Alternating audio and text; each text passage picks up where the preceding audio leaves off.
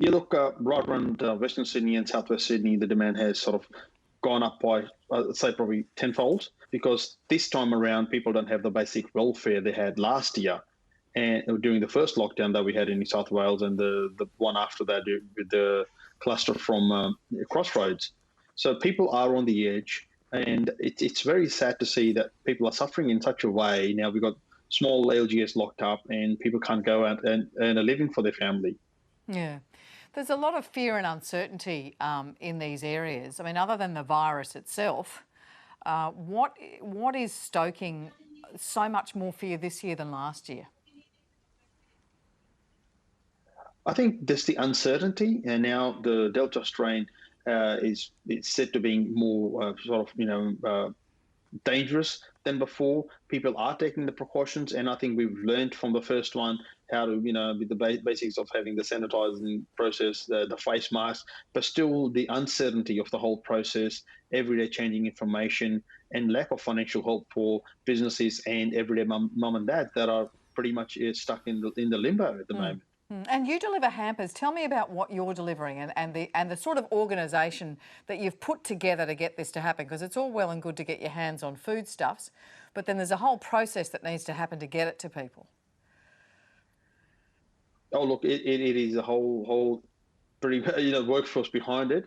We have our dedicated team members that are sorting out, arranging deliveries and products that we need to put in the hampers. Then we have volunteers who come in the weekend and every second, third day to pack these hampers. And that's what keeps us going because there's no set way of doing things. We are a 100% run volunteer organisation. So everything that we do is volunteer based and we rely on our people. And some of them are taking time out from the family and work to help others in need. And right now we're seeing a huge demand in people accessing our service because people are not sure what's going to happen. And many people are actually scared that have reached out to us.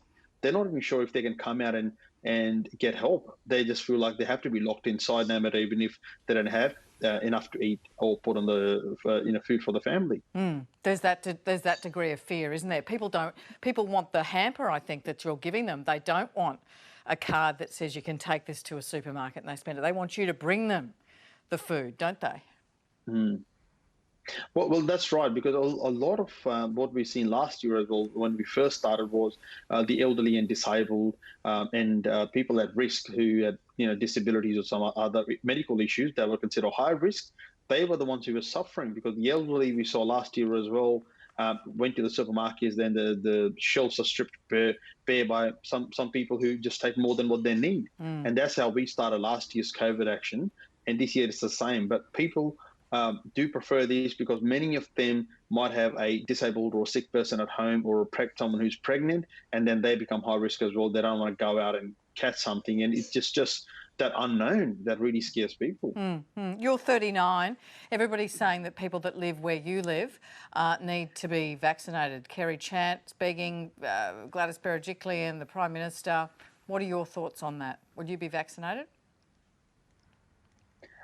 I'm going towards it now. My sister is a doctor as well, so I've consulted her just on a family basis and discussed it with my wife. And I might go with the Pfizer. I'm still not keen on the AstraZeneca, just what I've heard about the blood clotting issues, because one day you're saying it's not good for under 40s and the other day you say it's okay. So, I mean, I don't really want to risk my whole life over a media statement by a minister saying that it's okay to have the vaccine today, wasn't okay yesterday. So we are going that way, but I think more needs to be done, and we request the government to maybe put out more information in the communities than there is, so people can be more comfortable and they can make a timely decision on in which way they want to go. Yeah.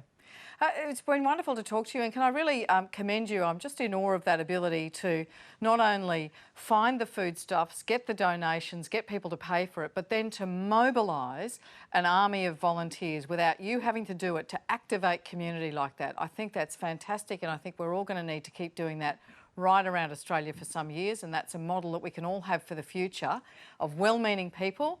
Find a way to mobilise them to come and help the vulnerable. So good on you, Amar. I think you're just fantastic. Good on you. Thank you so much. Thanks for having me.